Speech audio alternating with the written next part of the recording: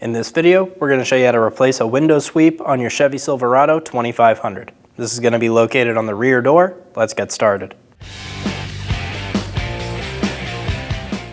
Using a plastic trim tool, we're going to get under our window sweep in the corner and start to push up.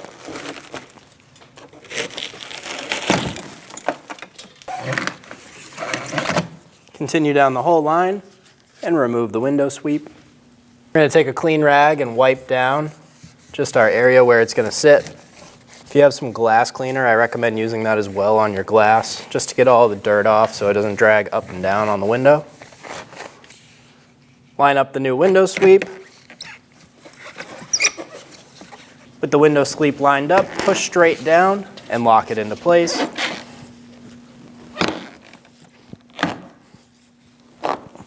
And you're good to go.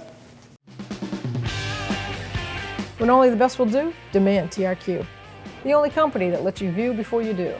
TRQ is committed to offering the highest quality aftermarket auto parts that are engineered for peace of mind.